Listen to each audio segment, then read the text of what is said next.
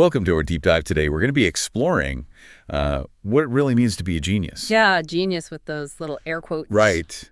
Because, I mean, we've got this pretty incredible collection of excerpts here that, really dig into human ingenuity. Yeah. And, like, how we use logic to try to innovate, right? And I think a really interesting angle is why we still have all these global challenges, even though like it seems like we've made so much progress. Exactly. I mean, you'd think with all the advancements we've made, things would be like a lot better, right? So our mission here is to kind of really dissect this whole genius thing. Go beyond just, the simple definitions. We're going to like look at how genuine our logic is in driving innovation and why these global issues like poverty and climate change are still sticking around. But I think it's also important to remember, the value of every individual. Every single person has something to contribute. Right, right.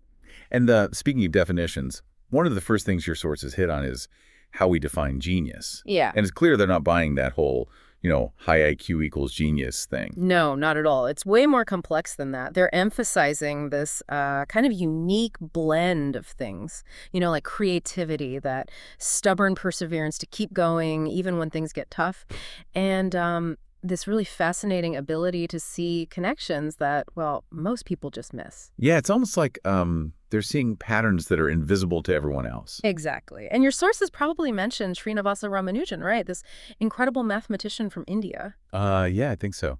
Remind me about him again. So he was largely self-taught, didn't have much formal training in math, but he was making these huge intuitive leaps in number theory that, completely blew people's minds. It's almost like he had this almost visceral understanding of numbers. It really makes you question, what intelligence even is, Right, like those traditional tests and measurements, maybe they're not telling the whole story. Exactly. It's like imagine a musical prodigy who can just pick up an instrument and play a concerto perfectly without ever seeing the sheet music. It's a completely different way of processing information. That's a great analogy. And then we have someone like Ada Lovelace. It's pretty mind-blowing to think that back in 19th century England, when technology was, barely a thing, she's considered the first computer programmer. And what's so interesting is your sources point out that even without today's advanced computers, Ada had this incredible logical mind, and her mother really nurtured that, making sure she got a top-notch education. So two very different paths, Ramanujan and Lovelace, but both leading to what we'd call, genius. Yeah, and it's kind of amazing how genius isn't limited to one specific field. Your sources show how it pops up everywhere. Right. It's definitely not just confined to universities or research labs. We see it in all these different domains. Absolutely. So let's dive into some examples. When it comes to scientific genius, Marie Curie immediately comes to mind. Her work on radioactivity was, groundbreaking. It totally changed medicine and physics. Oh, absolutely. She was a true pioneer, facing, tons of obstacles, especially as a woman in science back then.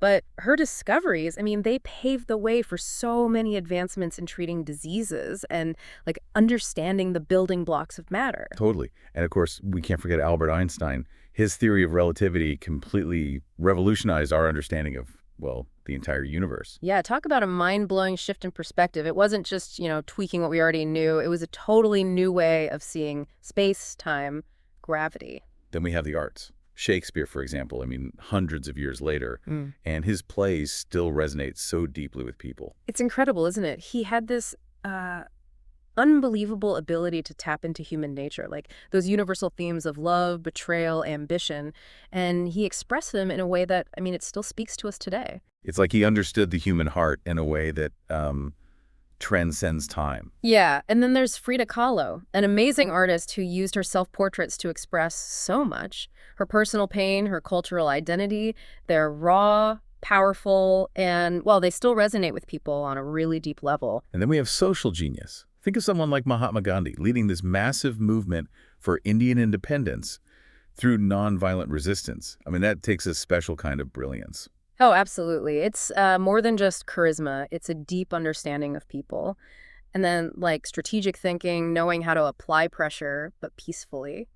And, of course, the power to inspire others, to motivate them to act. And similar to Gandhi, Nelson Mandela in South Africa, his fight against apartheid, the resilience he showed, his vision for a unified nation.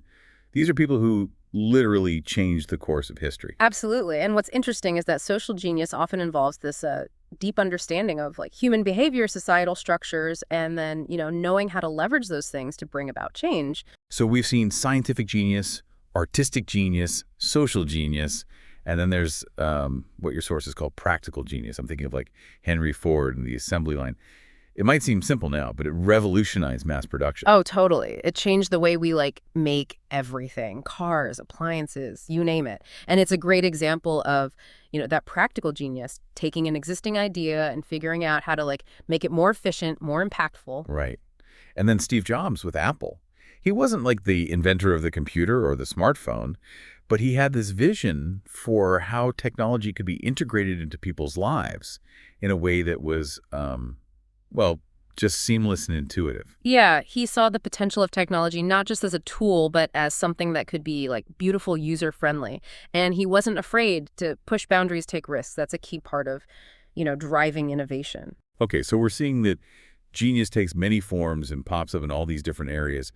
But let's talk about innovation.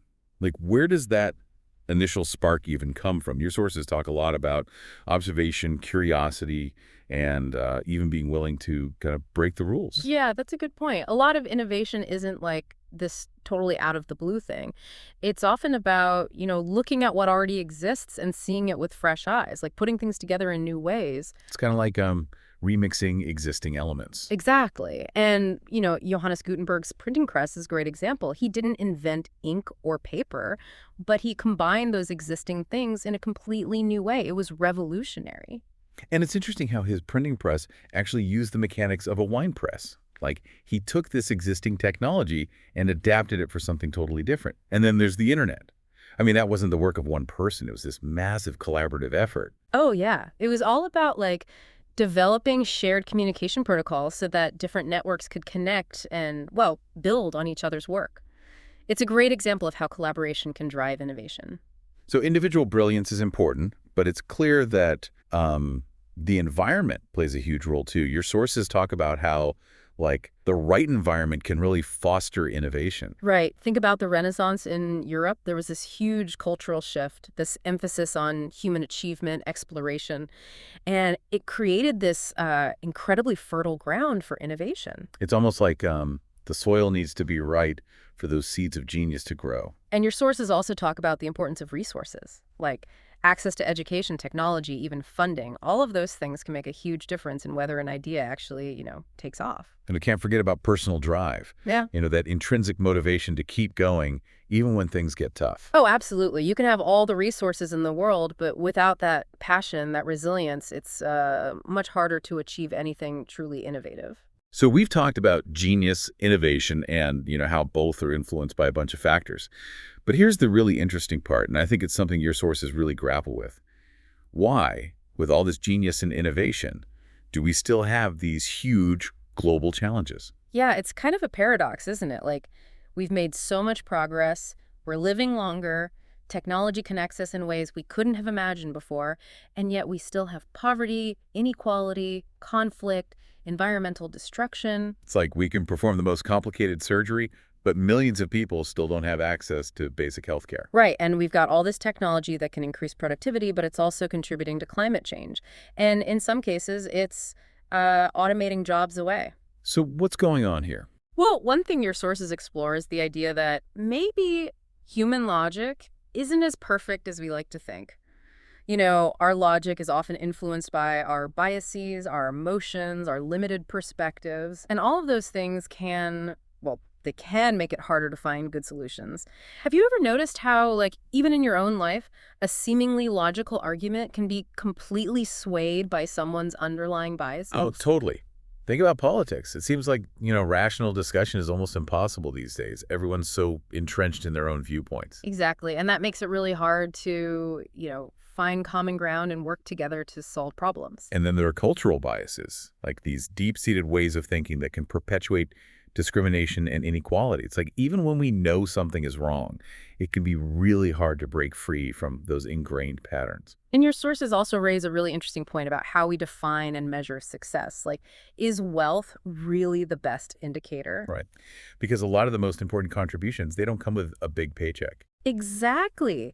Think about, like, scientists doing fundamental research or artists creating something beautiful, or activists fighting for social justice. They're not doing it for the money. And the sources use the example of someone who develops a new farming technique that helps increase crop yields and prevent starvation. Yeah. That's a huge contribution, even if it doesn't make them rich. It is, and it makes you think about, what we truly value as a society. What do we consider truly successful? And the sources also point out how even things like prizes and awards, they have their limitations.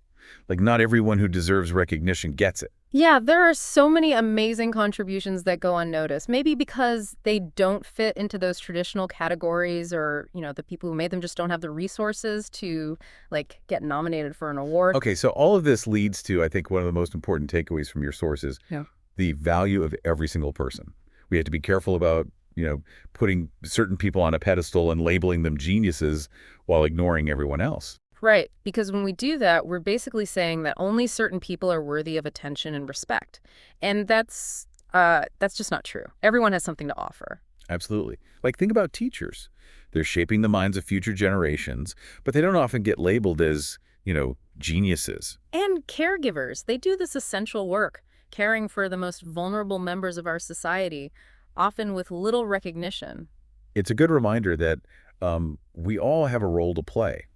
And solving these big global challenges, it's not about waiting for some lone genius to come up with a magic solution. It's about collective action. It's about all of us, working together using our unique talents and perspectives. Exactly.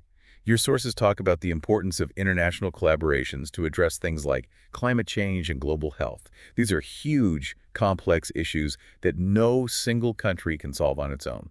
And it's not just about governments and big organizations. Grassroots movements, community initiatives, they all play a crucial role. It's about, people coming together at all levels to make a difference. So, to wrap things up, we've seen how genius is incredibly diverse, and it goes way beyond those traditional measures of intelligence.